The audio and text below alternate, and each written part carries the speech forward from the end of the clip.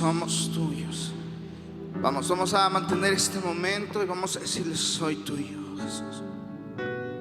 Por cuanto he sido comprado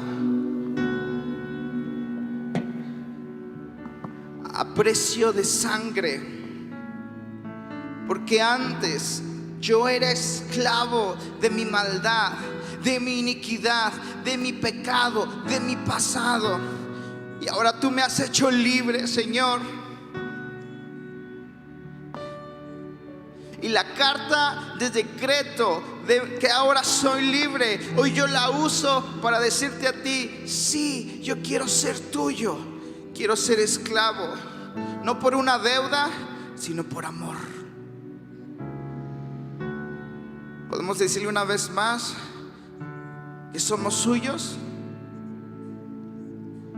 Dile: llévame más allá, quiero profundizar en ti. Que tu espíritu me guíe sin frontera, más allá de las barreras.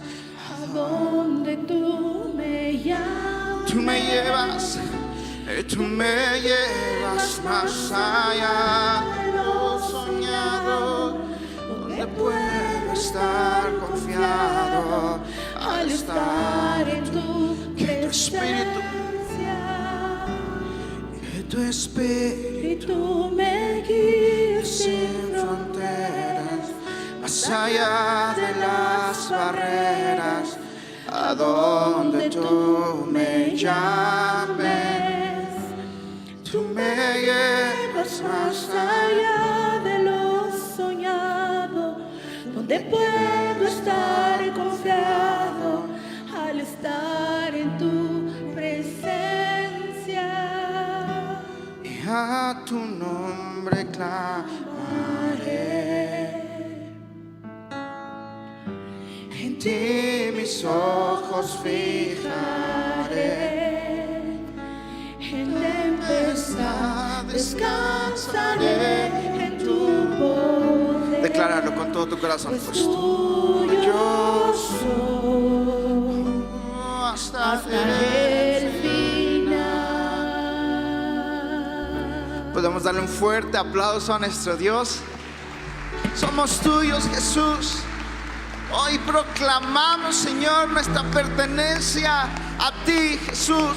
No porque te debamos algo, Señor, sino por amor, porque tú nos has cautivado con tu sangre derramada en la cruz. Tú nos has cautivado con tu gracia, con tu misericordia. Oh, bendito sea tu nombre.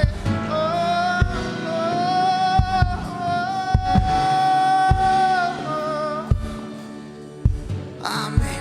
Somos tuyos, Jesús. Gloria a Dios. Ay. Puede tomar su lugar, hermano.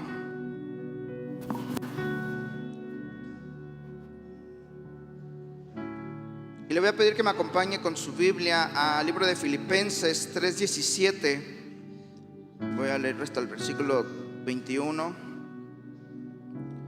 La carta de Pablo a los Filipenses, capítulo 3,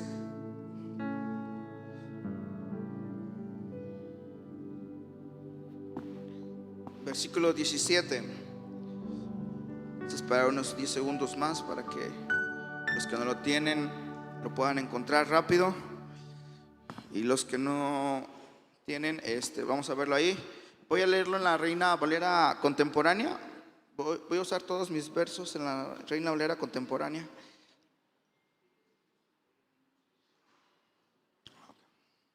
Bueno, si alguien trae niños, va a haber servicio para niños en la parte de arriba, por si para que puedan también ellos recibir palabra de Dios y no los aburre aquí yo. Y les vamos a leer acompáñenme con su Biblia, con su vista ahí, Filipenses 3:17. Dice: hermanos, sean ustedes imitadores de mí y fíjense en los que así se conducen según el ejemplo que ustedes tienen de nosotros. Porque por ahí andan muchos, de los cuales muchas veces les dije llorando, y vuelvo a decirlo, que son enemigos de la cruz de Cristo. Ellos solo piensan en lo terrenal. Repite conmigo, solo piensan en lo terrenal. Su Dios es el vientre, su orgullo es su vergüenza, y su fin será la perdición. Ahora, pero nuestra ciudadanía está en los cielos. Repite, nuestra ciudadanía está en los cielos, de donde también esperamos al Salvador, al Señor Jesucristo. Él transformará el cuerpo de nuestra humillación para que sea semejante al cuerpo de su gloria, por el poder con el que puede también sujetar a sí mismo todas las cosas. Vamos a orar. Señor, te damos gracias por este tiempo, gracias por tu amor, por tu misericordia, gracias porque tú has sido bueno con todos y cada uno de nosotros. En este momento te pedimos, Padre, que descienda, tu Espíritu ya está aquí, pero que tu Espíritu Santo empiece a hablar a nuestros corazones. Que esta palabra, Señor, no provenga de mis labios humanos, Señor, sino que esta palabra provenga del Espíritu. Que no quede solamente en palabras vacías, Señor, sino que haya una revelación en los corazones, Señor, de cada uno de los que están aquí, y que haya una verdadera transformación, Padre Santo. En el nombre de Cristo Jesús. Amén. ¿Cuántos de aquí se sienten mexicanos? ¿Cuántos de aquí se sienten mexicanos? Porque ya no es septiembre, entonces en septiembre todos se sienten muy mexicanos, pero ya después como que ya, de hecho se acerca las fechas de Halloween y muchos se sienten gringos porque quieren festejar Halloween. Se acerca Navidad y ya muchos empiezan a que Santa Claus, que sabe qué. Pero ¿cuántos en serio se sienten mexicanos? ¿Sí? El viernes, por ejemplo, el viernes en la noche, cuando perdió nuestra superpoderosa selección 2-0 frente a la gran potencia de Honduras, ¿se sentían mexicanos o no se sentían mexicanos? Ok, nosotros históricamente provenimos de una corriente política y filosófica de patriotismo. En la historia, si nosotros nos vamos atrás en la historia, hay diferentes etapas. No sé si han escuchado el renacentismo, el clasicismo, el modernismo. Son diferentes etapas que marcan la historia, y esas etapas estaban relacionadas por el arte y por la filosofía. Ahora, hay una etapa en la cual en la cual nuestro país fue fundado, fue en ese tiempo, que era el romantismo o la época romance. Proviene de Francia, y si bien el enfoque en Francia era más el amor a la pareja o el amor romántico hacia la pareja, cuando se viene y se traslada aquí a México, se traslada como al amor hacia la patria. Entonces la época romance aquí en México, o más bien dicho en toda América Latina, es acerca de la patria. Por eso somos tan patrióticos, y tan en la escuela siempre se nos inculcó los respetos a los símbolos patrios, ¿sí? Nos enseñaron acerca del gobierno, el respeto hacia el presidente, que a lo mejor ahorita se perdió mucho, pero era algo importante, era algo que se nos inculca, y te dicen, tú tienes que ser orgulloso de ser mexicano, y tienes que ser una persona patriota, tienes que ser un buen ciudadano, ¿sí o no? Y a lo mejor para nosotros esto es fácil entender, pero yo te quiero, por ejemplo, platicar. Ahora he tenido una perspectiva diferente, o he visto una cara diferente, sobre todo con Jocelyn, mi esposa. Ella es hija de mexicanos que nacieron en Durango, se van cuando estaban jóvenes a Estados Unidos. Ellos allá se casan, la tienen a ella, tienen a sus hermanos. Entonces ella crece toda su vida, vive toda su vida en Estados Unidos. Pero como era hija de mexicanos, su apariencia era de mexicana. Entonces ella me platica que a veces, bueno, en la universidad ella trabajó como mesera para pagarse la universidad, y a veces los clientes les decían: ¿y tú de dónde eres? Y ella les decía: pues soy de California. Y le decían: no, pero ¿eres americana? Y dice: sí, pues nací aquí, soy americana. Y ahora que está acá, bueno, porque en todo ese tiempo o estando allá, ella, pues para los americanos, para los americanos o los de gente de Estados Unidos, ella es latina por su apariencia y por su descendencia. Y cuando viene acá, aquí pues es la americana, ¿sí? A veces le dicen que la gringa. Entonces cuando está allá le dicen: no, es que tú eres latina. Y cuando está acá dice: no, es que tú eres americana. Entonces hay un problema ahí en ese aspecto. Y de hecho, una de las necesidades más grandes que vi estando allá es que no es la única, y hay una gran cantidad de gente que está en ese limbo de que son demasiado mexicanos o demasiado latinos para los americanos, y son demasiado americanos para los latinos. Entonces, si bien no siempre son rechazados, siempre hay una línea que se marca y dice: es que tú eres americano, tú eres gringo, ¿sí? A ti te gusta el chicken nugget y las hamburguesas. Y los americanos dicen que tú eres latino. Ahora, ¿por qué hablo de todo esto? Porque esa misma choque de identidades en los cuales se impone una nueva nacionalidad vivieron la gente de Filipos. Los filipenses, la ciudad o las personas, se caracterizaban por ser una colonia de Roma conocida por su nacionalismo patriótico. ¿Qué es el nacionalismo patriótico? El nacionalismo patriótico es cuando dices: yo soy de este lugar y estoy orgulloso de serlo. Y se puede llevar al extremo, como por ejemplo el Partido Nacional Socialista, liderado por Adolfo Hitler, y ese fue como el extremo completamente. También en España tenemos otro ejemplo, con Franco, que era también nacionalista. Pero los filipenses eran más o menos así, nacionalistas. Y dicen: yo estoy orgulloso de la tierra donde yo nací, yo soy de aquí. Los mexicanos podemos decir: México lindo y querido, si muero lejos de ti, ¿qué dice? Que digan que estoy dormido y que me traigan aquí. ¿Sí? También nosotros mexicanos estamos orgullosos de ser mexicanos, pero llega Pablo con una mentalidad diferente y les habla acerca de Jesús, del Salvador, del Rey, del nuevo Rey. Entonces para ellos todo eso cambia el paradigma que tenían de que yo nací en Filipos y yo estoy orgulloso de ser de Filipos y yo soy y mi país es lo mejor.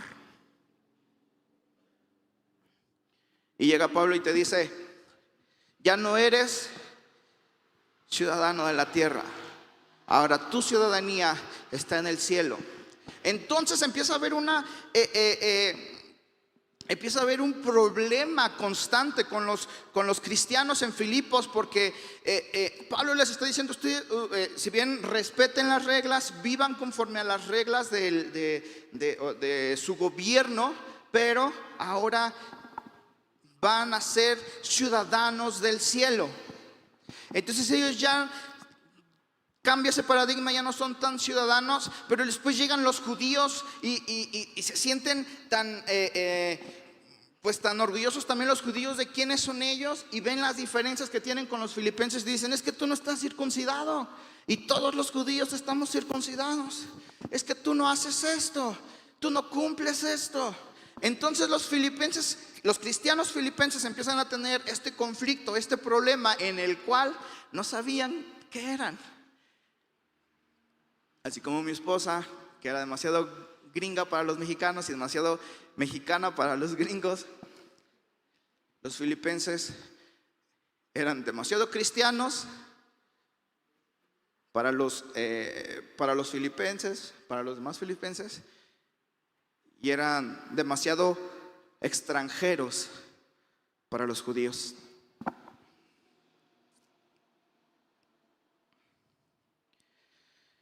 Y esto representa un problema para ellos y a veces representa también un problema para nosotros. O no un problema, sino que es importante que nosotros cambiemos nuestra mentalidad y empezamos a tomar esa mentalidad que Pablo inculcaba a donde quiera que vaya, donde levantaba iglesias y le decía: ustedes ya no son de aquí, vivan como extranjeros, como un extranjero que respeta las leyes del otro país, pero ustedes ya son miembros del cielo. Ahora, por ejemplo, el inicio del ministerio de Jesús, uno de sus principales discursos, uno de los temas que él más que él más comentaba, que él más repetía, era acerca del reino de Dios, el reino de los cielos. Era un cambio de mentalidad en cuanto a su identidad, y eran llamados a tener una nueva nacionalidad. La nacionalidad, o la palabra nacionalidad, viene de donde naciste. Entonces, si en Cristo nacemos de nuevo, ya no pertenecemos a donde nacimos antes, porque ya morimos a nuestro yo carnal. Ahora nacemos en Cristo y somos ciudadanos del reino de Dios.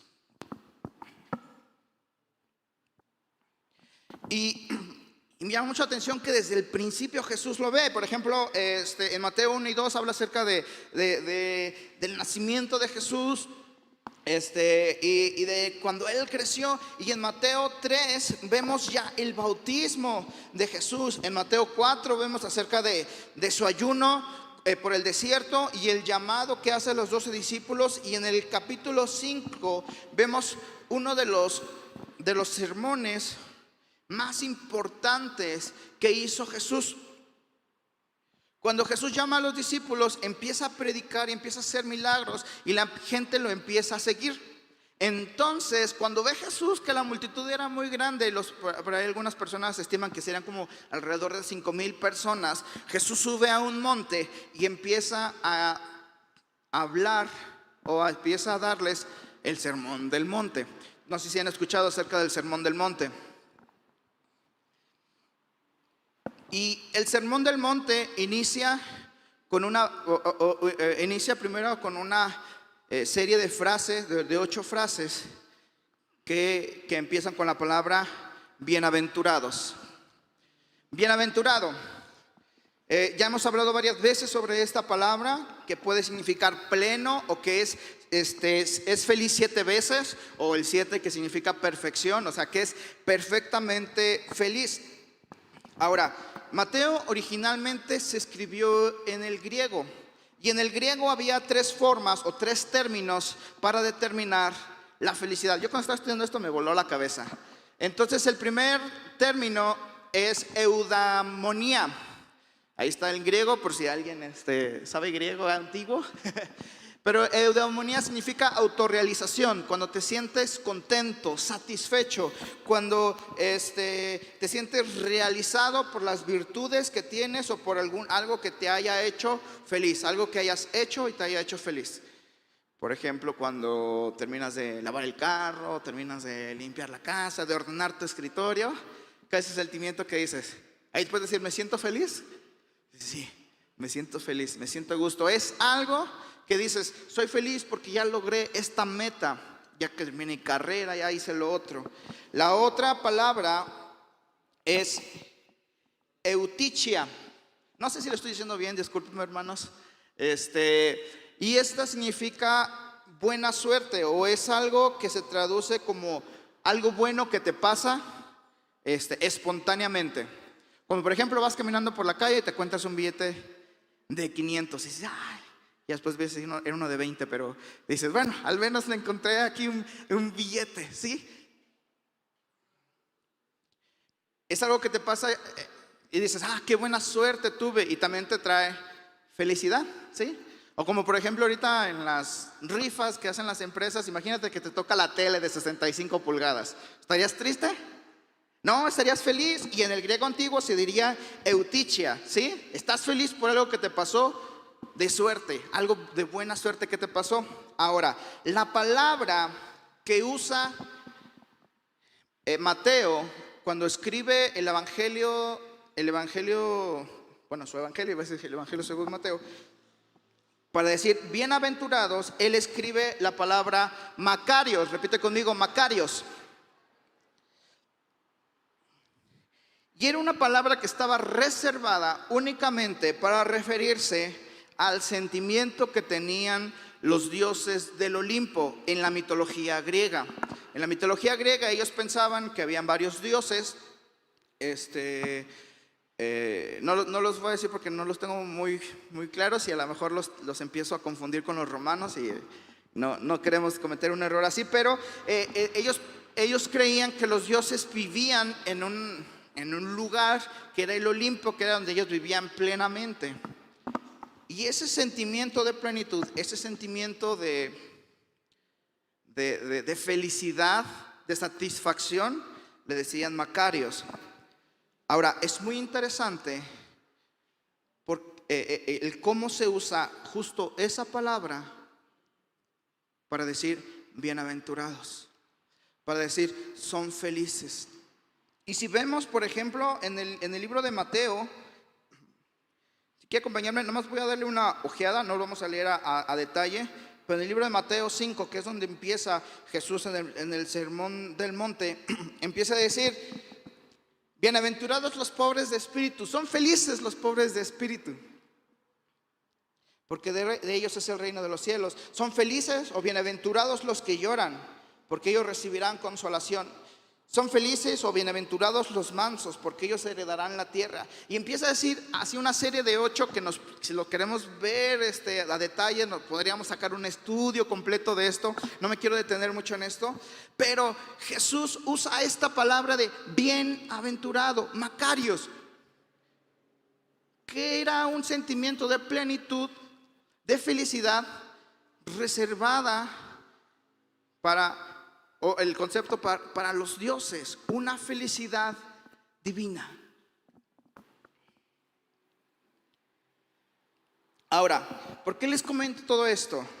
Porque al leer esto y ver lo que significaba o lo que quería decir Jesús, podemos ver que Jesús, más que darles una promesa,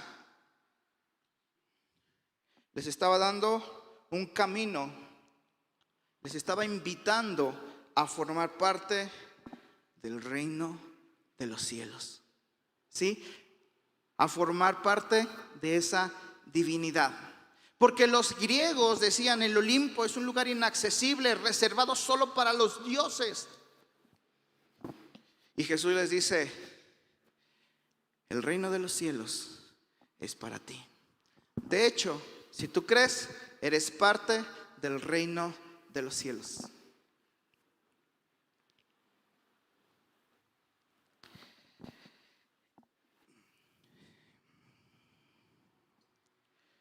Vamos a leer Efesios 2:16. Efesios 2:16 al 19. Y aquí Pablo lo entendió, o sea, Pablo lo captó todo.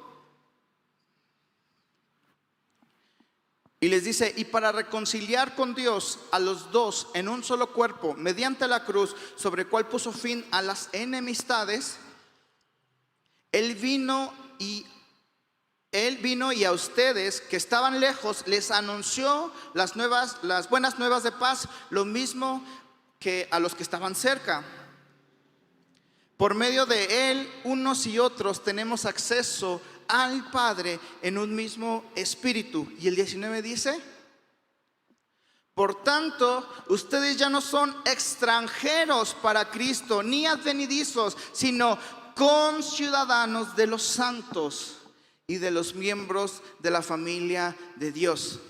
Si hay alguien quien era patriótico en serio, de hueso colorado, eran los hebreos, los judíos.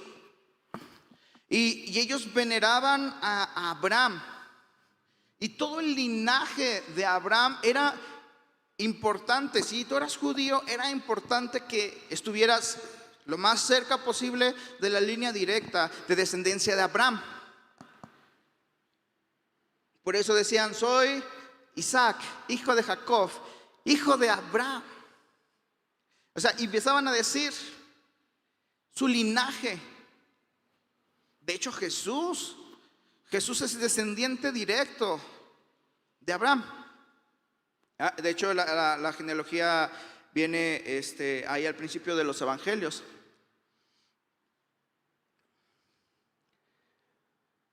Ahora, para las personas extranjeras, ellos sabían que un judío era patriota, era nacionalista. Y si tú no descendías de la línea de Abraham, dicen: no, tú no eres parte de nosotros. Yo sí, yo soy descendiente de Abraham. Mi padre Abraham, ellos lo dicen. De hecho, los niños cantan una canción que se llama Nuestro Padre Abraham. Pero todos los que no pertenecían a ese linaje los despreciaban. Pero Pablo viene y dice: ustedes que son de Éfeso, que no son, ese es otro pueblo, pero ustedes que no son judíos, ya no son extranjeros, ya no son advenedizos, ¿sí? Sino que ahora son conciudadanos de Moisés, de Abraham, de los profetas. Porque ¿sabes qué? Ya son ciudadanos del cielo.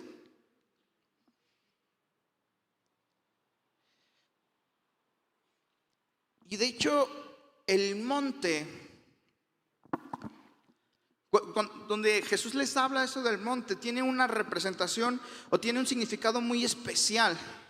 Porque, por ejemplo, si nos vamos en el libro de Efesios, en el libro de Éxodo, Dios le da a Moisés las tablas de la ley para que su pueblo empezara a formarse o empezara a tener orden. ¿En dónde? En el monte Sinaí o el monte Horeb. Entonces el monte tiene un significado de cercanía con Dios. En todas las religiones el monte tiene un significado de cercanía con Dios por ser un lugar alto. Entonces cuando Jesús viene y les da a los al pueblo o empieza a hablar acerca del sermón hablando de ese sermón y hablando de las bienaventuranzas, de formar parte del reino de Dios, es Jesús invitándolos a subir al monte, a subir al reino de Dios. Algo que para muchas personas estaba lejos de su alcance. Decía: pues es que yo soy un simple campesino, yo soy un simple pescador. Jesús les dijo: ya no, ahora eres ciudadano del cielo. Y ahora Jesús nos está llamando, Jesús nos llamó a formar parte del reino del cielo. Pero tengo una pregunta: ¿cómo vamos a vivir como ciudadanos del cielo mientras estamos en la tierra? No es como que saques tu pasaporte mexicano, lo tires y dices: ya tengo mi pasaporte del cielo. Entonces vamos a agarrar un cohete, nos vamos hasta el cielo y ya, ahí vamos a vivir. Quiero que me acompañes al libro de 2 de Corintios 5:20.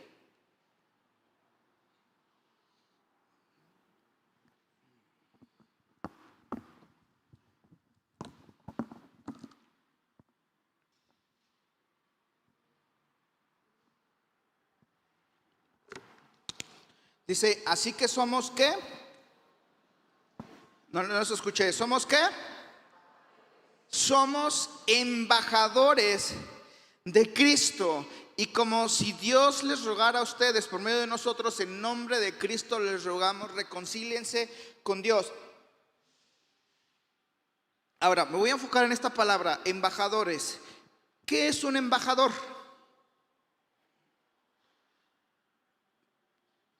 ¿Qué es un embajador? ¿No? Exacto, es un representante del país.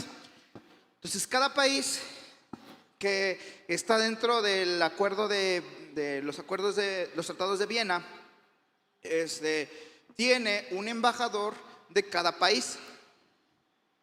Y ese embajador es un representante de ese país. Aquí en México tenemos la embajada rusa, la embajada china, la embajada de Honduras, la embajada de Italia, o sea, diferentes tipos de edificios, diferentes tipos de lugares en los cuales son representaciones de diferentes países que hablan acerca de la buena relación que tiene ese país con los otros países. De hecho, en los tiempos de guerra, uno de los primeros lugares a los cuales se ataja son las embajadas. Entonces, por ejemplo, cuando pasó lo de pasó un conflicto político interno en Perú, el presidente que había sido, que lo habían quitado del puesto, él lo que quería era llegar a la embajada de México, porque México tenía buena relación con ese presidente. Entonces él decía, si yo llego a esa embajada, los policías no pueden entrar a la embajada. Y entonces ya yo me salvo con México. Y de hecho muchas personas que tienen problemas en otros países, sobre todo en los países árabes, el primer lugar que buscan es la embajada mexicana, porque la embajada mexicana tiene buena relación con todos los demás países. Entonces, ahí es donde ellos tienen su cobertura, porque son los representantes de su nación. Si tú estás en otro país y vas a una embajada, es como ir a casa. Porque aunque no estás en el lugar físico, es una representación del lugar. ¿Sí? Ahora, nosotros tenemos que vivir como embajadores. En primera de Pedro 2:11, lo voy a leer rápido, si esto cosa se apura. Primera de Pedro 2:11 dice: amados hermanos, como si ustedes fueran extranjeros y peregrinos. Aquí no vamos a confundirnos. Aquí primero Pablo les dice, ustedes ya no son extranjeros, pero al reino de Dios. Y Pedro les dice, ustedes son extranjeros al mundo terrenal, ¿sí? Les ruego que se aparten de los deseos pecaminosos que batallan contra el alma. Dice, mantengan una buena conducta entre los no creyentes, para que aunque los acusen de malhechores, al ver las buenas obras de ustedes glorifiquen a Dios el día que Él nos visite. Por causa del Señor, muéstrense respetuosos de toda institución humana, que se trate del rey, porque Él es el que gobierna, o de los gobernantes, porque el rey los ha enviado para castigar a los malhechores y para elogiar a los que hacen el bien. La voluntad de Dios es que ustedes practiquen el bien, para que así hagan callar la ignorancia de gente insensata. Ahora, Pedro aquí nos dice que vivamos como extranjeros, respetando las reglas, como lo hace un embajador. Pero dentro de la embajada, las leyes que aplican son las leyes de ese país. Entonces, si un mexicano llega a ir a un país en el cual la esclavitud está permitida, y ese mexicano por X o Y circunstancia llega a ser esclavo de otra persona, si logra llegar a la embajada, ya es un hombre libre, porque en México la esclavitud está abolida. Ahora, nosotros como embajadores, si bien respetamos y honramos nuestras autoridades y la ley, la Constitución, que en realidad ahorita parece que en la Constitución no la están tomando muy en cuenta en general, pero como embajadores del reino de Dios respetamos la Constitución, pero a nosotros nos rige la ley de Dios. Y en nuestra casa tiene que ser como una embajada en el cual se respeten la ley de Dios. A veces a lo mejor te van a decir, es que es que sí está permitido hacer esto, es que no es nada malo. La Biblia dice que no. Y en mi casa es una embajada del reino de los cielos. Y aquí nos regimos bajo la ley de Dios. Entonces los embajadores tenemos que trabajar primeramente como representantes del reino de Dios y en segundo como un promotor. Los embajadores muchas veces son invitados como, valga la redundancia, como invitados de honor a diferentes eventos que tiene el gobierno, que tiene alguna otra organización, como representantes de ese país, ¿sí? Y ellos lo que hacen es promueven su país. Entonces, cuando invitas al embajador de Francia a un evento en México, es porque Francia tiene un papel importante en ese evento, tiene un papel de honor en ese evento. Entonces nosotros debemos de ser igual, o debemos trabajar como embajadores al promover el reino de Dios. Así como cuando te dicen, él es el embajador de Inglaterra. Cuando lo ven, lo relacionan directamente con Inglaterra. Cuando te vean a ti, te deben relacionar directamente con Dios, porque tú debes de ser un promotor del reino de Dios. Y también los embajadores son servidores públicos, servidores de su nación, que asisten a sus connacionales. Entonces, una persona que está extranjera en otro país, por ejemplo México, que es un mexicano que está en otro país, cuando va a asistir o cuando va a la embajada, ahí lo tratan o le sirven porque ellos son servidores de ese mexicano. Entonces, como embajadores debemos de vivir representando el reino de Dios, promoviendo el reino de Dios y sirviendo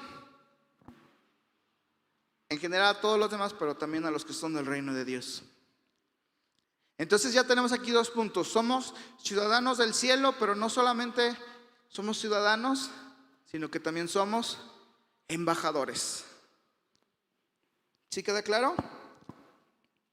Ahora, nuestra esperanza no es solamente ser llevados al reino de Dios. Sabemos o tenemos esa promesa, esa esperanza que un día seremos tomados por Cristo. Jesús va a venir en una nube y seremos arrebatados y seremos llevados con Él. O si morimos antes, seremos levantados entre los muertos e iremos a vivir y reinar con Él en el reino de Dios. Pero nuestra esperanza no es solamente ser llevados al reino de Dios, donde nuestro Padre está reinando con Jesús a su derecha, sino que nuestro deber, o somos llamados a traer el reino de Dios en la tierra.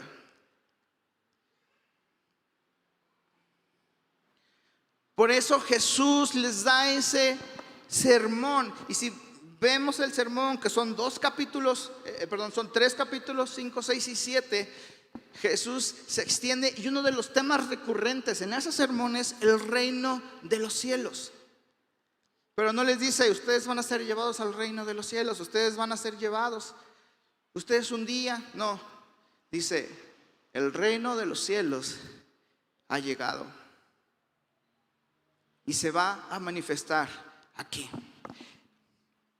¿Y sabes quién hace ese tipo de acciones? ¿O cómo se llaman esas personas que traen su reino y lo mueven a otro lugar o lo extienden? ¿Qué tienen en común Marco Polo, Napoleón? Esas personas que tenían un reino, Alejandro Magno, que tenían un reino y después de ellos su reino se extendió. Lo que tenían en común es que ellos eran conquistadores. En Mateo 6:10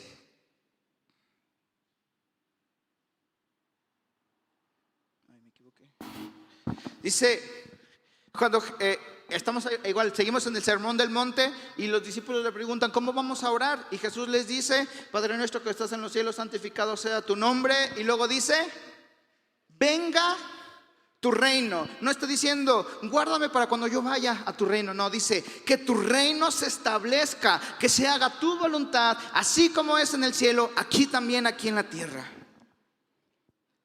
Pablo, cuando hacía cada uno de sus viajes misioneros, él no iba como un turista. A ver, ay, qué bonito, a ver cómo hacen aquí las cosas. Ay, qué padre, no, qué chido, no, está bien, vámonos. No, este Pablo iba con una mentalidad de conquistador, de extender el reino de Dios. Él quería conquistar las naciones para Cristo. Esa era su misión.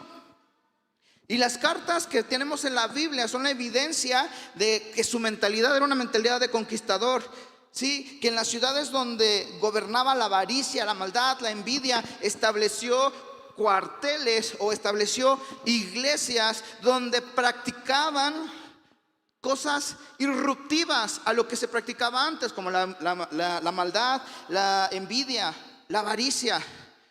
Se practicaban la bondad, el amor y la bondad.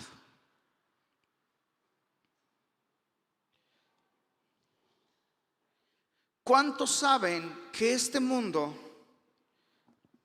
se está hundiendo cada vez más y más en su miseria? ¿Cuántos saben eso? En su maldad. Ya no hace falta siquiera prender la tele para ver las noticias. Nada más tomas tu teléfono, ves qué está pasando en el mundo, y ya a veces ni siquiera esto es ver lo que está sucediendo afuera, y nos damos cuenta que el mundo de la tierra, o que en la tierra está gobernada por la maldad,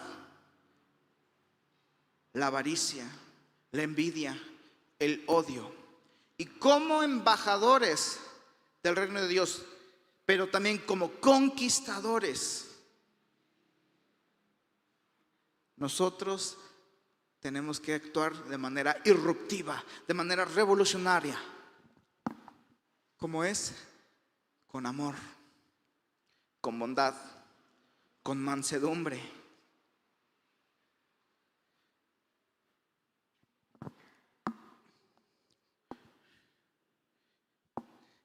Jesús empieza el Sermón del Monte diciendo: bienaventurados los pobres de espíritu.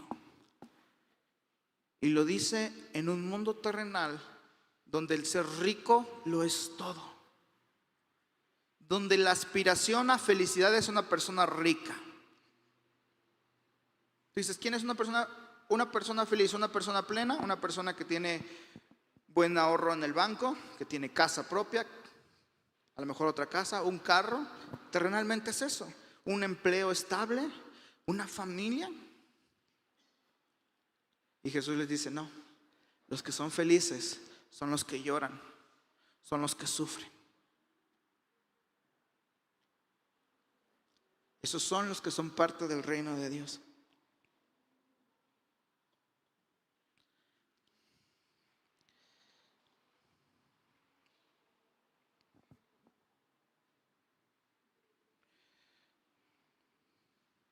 Ahí en el de Primera de Pedro 2, ¿me puedes poner el versículo 9? Vamos a regresar tantito. Dice: pero ustedes son linaje escogido, real sacerdocio, nación santa. Son nación santa, pueblo adquirido por Dios. ¿Para qué? Para que vayan como extranjeros turisteando y participando de lo que hace el mundo. Porque un turista hace eso, dice: yo quiero ver cómo le hacen, cómo comen allá, y vas y comes de la comida de ese lugar. Yo quiero ver cómo hacen esto, y participas en las actividades de otros países. Y está padre, o sea, está padre ir a otra ciudad, a otro país, y conocer las costumbres de ese lugar y participar. Te enriquece mucho. Pero nosotros, como ciudadanos del cielo, no estamos en la tierra para turistear.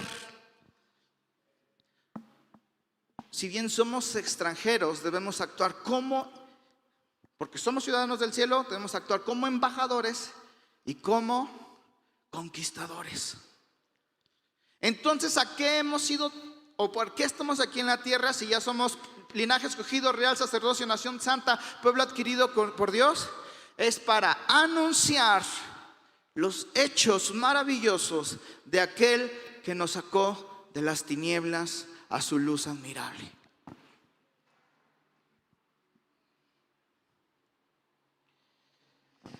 ¿Sí está claro?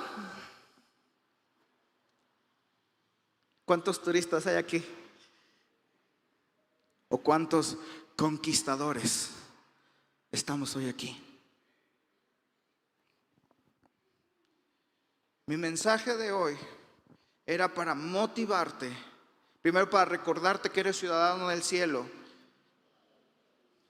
también para hablarte de que tenemos que ser embajadores del reino de Dios, pero para motivarte a ser conquistadores y extender el reino de Dios. No esperar a que seamos llevados al reino de Dios, que ya sabemos que va a pasar porque creemos en Cristo y ahora somos salvos, y gracias a su sacrificio nuestra maldad fue limpiada y hemos nacido de nuevo, tenemos una nueva nacionalidad y ahora seremos llevados al reino de los cielos para reinar junto con Cristo. Pero no estamos esperando solo eso, sino que vamos a actuar. Nuestra misión como ciudadanos del cielo es desde ahorita ser conquistadores y extender el reino de los cielos.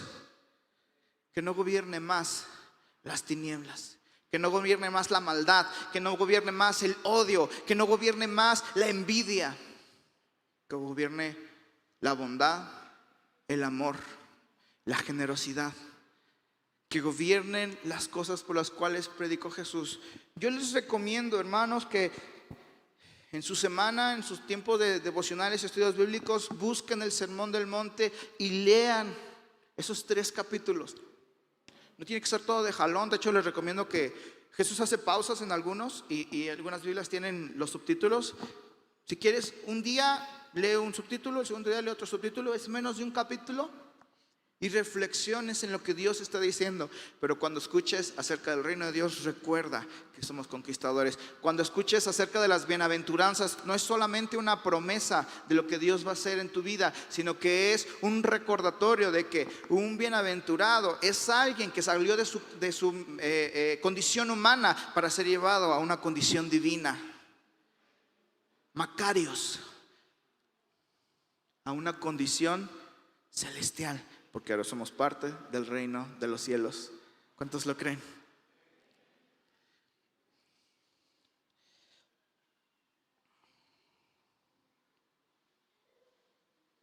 El monte es el lugar en el que seguimos a Jesús para alzarnos por encima de nuestras concepciones triviales y limitadas de felicidad o plenitud, donde recordamos que somos hijos de Dios. Pero debemos bajar del monte y conquistar la tierra y establecer su reino aquí. Quiero que te pongas de pie.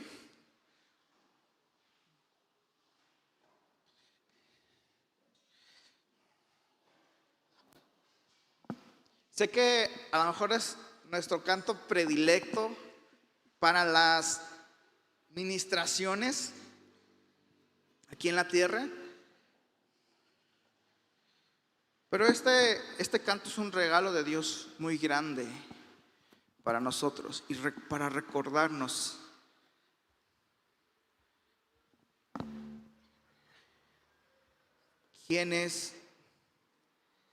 para recordarnos quiénes somos.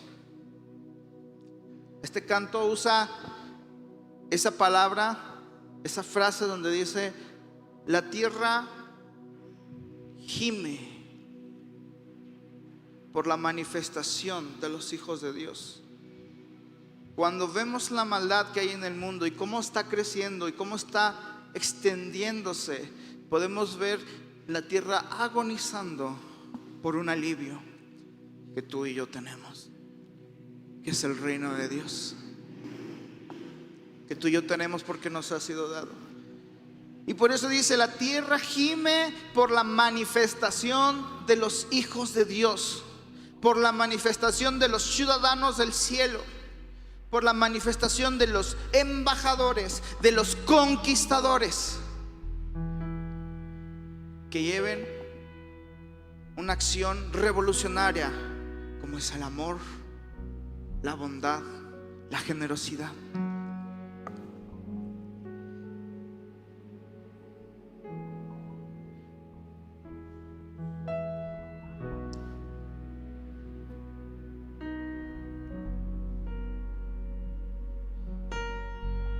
Quiero que lo cantemos entendiendo esto. Sé que lo hemos cantado muchas veces, sé que a lo mejor te lo sabes de memoria, pero quiero que lo entonemos una vez más, entendiendo este mensaje, entendiendo lo que acabamos de ver.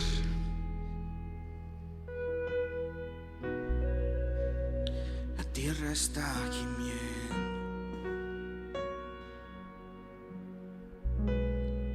por la manifestación. El cielo está expectante por esa generación. Vamos, dile, que abraza tus diseños, que responde a tu llamado, que afina sus oídos a tu corazón, que hizo del cielo su prioridad, entendiendo que la tierra es su responsabilidad. Y vamos a empezar a planear. Es tiempo que como hijos de Dios, como ciudadanos del cielo, como embajadores, empecemos a ponernos de acuerdo para conquistar las naciones para Jesús. Así como Pablo, que entendió que él no era un turista más. Pablo dijo en una de sus cartas: si hay alguien quien es judío, soy yo. Soy del linaje de Aarón. Soy circuncidado, soy enseñado en la ley. Nadie sabe más que yo. Pero dice, todo eso ahora lo tengo por basura. Todo mi nacionalismo judío lo tengo por basura, porque ahora soy ciudadano del cielo y estoy aquí para conquistar, para extender el reino de Dios. La tierra está gimiendo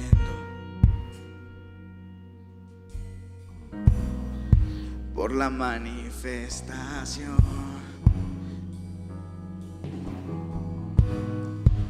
El cielo está expectante. ¿Por qué? Por esa generación que abraza tus diseños, que responde a tu llamado, que afina sus oídos a tu corazón, que hizo del cielo su prioridad, entendiendo que la tierra es su responsabilidad. Vamos a decirlo. Y aquí en la tierra como en el cielo, venga tu reino, y haz tu voluntad. Y aquí en la tierra como en el cielo, venga tu reino y haz tu voluntad. Y aquí en la tierra como en el cielo, venga tu reino y haz tu voluntad. Y aquí en la tierra como en el cielo, venga tu reino y haz tu voluntad. Ahora vamos a orar y vamos a decirle: yo soy ese soldado que tú has llamado. Yo soy ese embajador, ese ciudadano que se inscribe en las filas del ejército de los conquistadores. Yo soy, Señor, ayúdanos, Señor, a actuar como conquistadores, ya no más turistas participando de las cosas de este mundo, sino que ahora como ciudadanos tuyos, regidos bajo tu ley, actuando conforme a tu voluntad, trayendo tu reino en la tierra. Que tu reino se establezca aquí, que tu reino se establezca en este lugar. Ven, trae tu reino en nuestra casa, en nuestra colonia, en nuestra ciudad. Hazlo de nuevo y hazlo de nuevo. Úsame. voluntad y hazlo de nuevo, y hazlo. Dile, venga tu reino, venga tu reino y haz su voluntad. Hazlo de nuevo, hazlo de nuevo, hazlo de nuevo. Venga tu reino, venga tu reino y haz su voluntad. Hazlo de nuevo, hazlo de nuevo. Venga tu reino. Vamos a decirle, yo voy a ser de esos que abrazan tus diseños y que responde a tu llamado. Afina sus oídos a tu corazón, que hizo del cielo su prioridad, entendiendo que la tierra es su responsabilidad. Decláralo, y a quien